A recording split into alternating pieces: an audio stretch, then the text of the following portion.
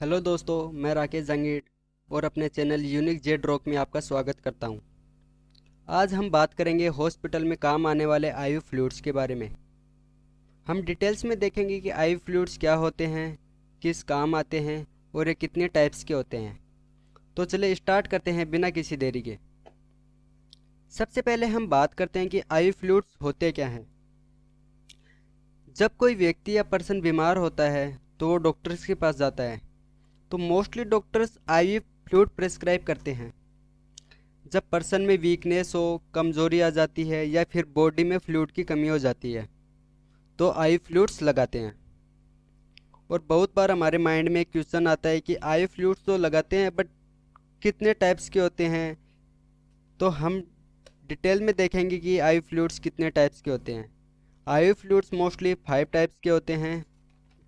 First one होता है RL यानी कि रिंगर लैक्टेट। सेकेंड वन होता है NS normal saline. Third one होता है DNS dextrose normal saline. Fourth one होता है D5 डेक्सट्रोज 5%। और लास्ट वन होता है D10 डेक्सट्रोज 10%।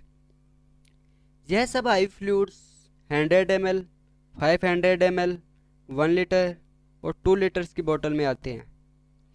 और ये सभी आई फ्लूइड्स पर्सन की बीमारी को ध्यान में रखते हुए उनको प्रेस्क्राइब किए जाते हैं। तो चले हम आई फ्लूइड्स के टाइप्स को डिटेल में एक्सप्लेन करते हैं। सबसे पहले हम बात करते हैं आरएल रिंगर लैक्टेट। इसके अंदर जो कंटेंट्स होते हैं वो सोडियम लैक्टेट होते हैं, सोडियम क्लोराइड, पोटेशियम क्लोराइड और कैल्शियम क्लोराइड होते हैं। ये सब इलेक्ट्रोलाइट्स नॉर्मल बॉडी फंक्शनिंग में बहुत ही काम आते हैं।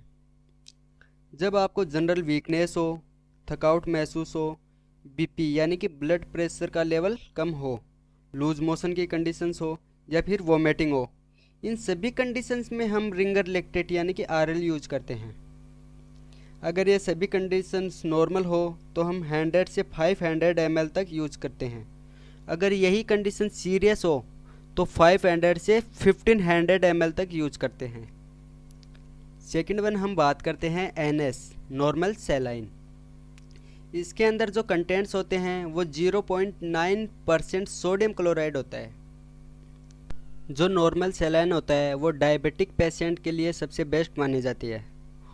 अगर आपकी बीपी यानी कि ब्लड प्रेशर का लेवल कम हो और जीआई से रिलेटेड कोई भी कंडीशंस हो, उसकी वजह से फ्लूइड का लॉस हो रहा हो, तो आरएल यानी रिंगर लैक्टेट के साथ नॉर्मल सेलाइंस यूज करते हैं। अगर किसी पेशेंट को एंटीबायोटिक इंजेक्शन लगाने हो तो नॉर्मल सेलाइन में डिजोल्व करके लगाए जाते हैं। दूसरे किसी भी इंजेक्शन को हम दूसरे आई फ्लूइड्स के साथ डिजोल्व कर सकते हैं, बट मोस्टली जो एंटीबायोटिक इंजेक्शन होते हैं उनको या तो डिस्टिल्ड वाटर या फिर नॉर्मल सेलाइन में ही डिजोल्व करके लगाए जाते हैं। नॉर्मल सेलाइन हम किसी वुंड को क्लीन करने में भी यूज करते हैं। अब थर्ड वन हम बात करते हैं डीएनएस यानी कि डेक्सट्रोज नॉर्मल सेलाइन। इसके अंदर जो कंटेंट्स होते हैं वो 0.9% सोडियम क्लोराइड होता है प्लस 5% डेक्सट्रोज होता है। जो सोडियम क्लोराइड है वो इलेक्ट्रोलाइट्स है और जो डेक्सट्रोज है वो शुगर है।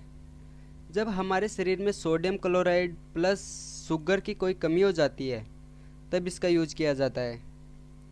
जब आप 3 से 4 दिन तक खाना नहीं खाते हैं, बहुत बीमार हो जाते हैं, तब डेक्सट्रोज नॉर्मल सेलाइन का यूज किया जाता है।